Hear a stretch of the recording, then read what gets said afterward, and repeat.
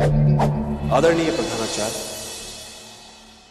और गुरुकुल के सभी सम्मानित आचार्यगण, गुरुकुलों के इतिहास में पहली बार तक्षशिला राजनीति के सिद्धांतों को मूर्त रूप देने की योजना पर काम कर रहा है।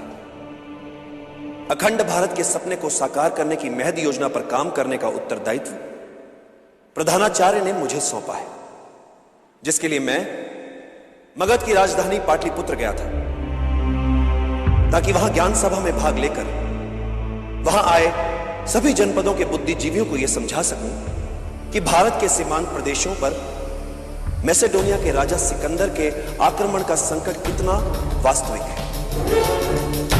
पर वहां के नरेश आजकल ज्ञान सभा की बजाय बुद्धि बल पर अधिक रुचि दिखा रहे हैं।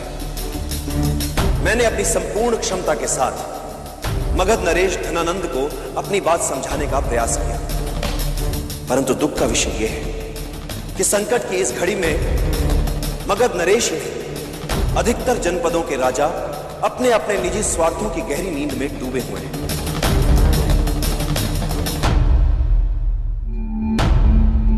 किंतु इस समय एक निकटतम विषय पर अनुमति के लिए यह आचार्य सभा बुलाई गई है। मैं अपने साथ एक बालक लाया हूं जिसका नाम है चंद्रगुप्त, जिसकी क्षमता का परीक्षण करने के बाद ही मैं अपने साथ उसे तक्षशिला लेकर आया हूं। मैं चाहता हूं कि आप सभी आचार्यगण उसे गुरुकुल में शिक्षा के लिए औपचारिक प्रवेश की अनुमति दें। आचार्य चाणक्य के किसी भी स्वप्न पर मैं इस समय किसी भी प्रकार की कोई भी टीका टिप्पणी नहीं करूंगा,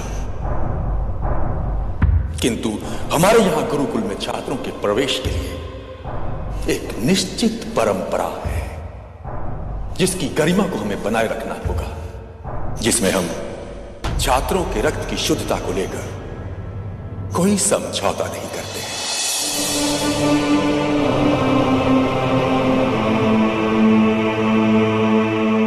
आचार्य चाणक्य, आप मात्र हमें इतना बताएं कि जिस बालक चंद्रगुप्त को आप लेकर आए हैं वो किस राजकुल से है?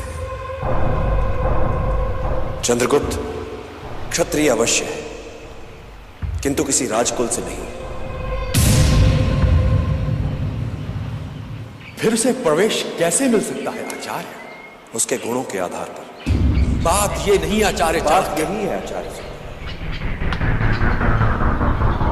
और हमेशा से यही रही है।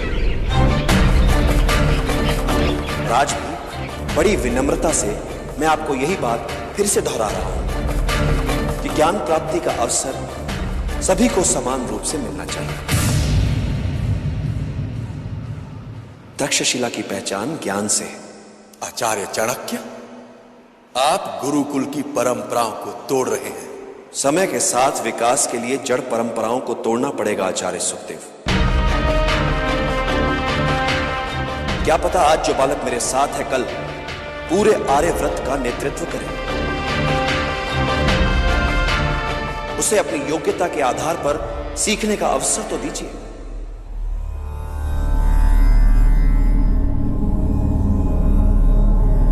आचार्य सुखदेव, चाणक्य की बातों में तर्क तो है।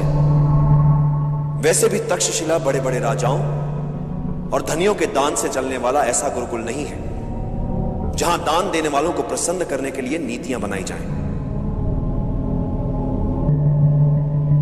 यह योग्य पात्रों को सर्वोच्च शिक्षा देने का केंद्र है और रहेगा।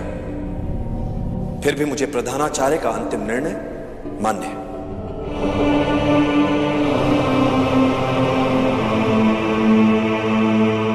आचार्य चाणक्य ने बड़े ही सुलझे हुए रूप से गुरुकुल की स्थिति सबके सामने रखी है, परंतु आचार्य सुखदेव की शंका भी अव्यवहारिक नहीं कहा जा सकता।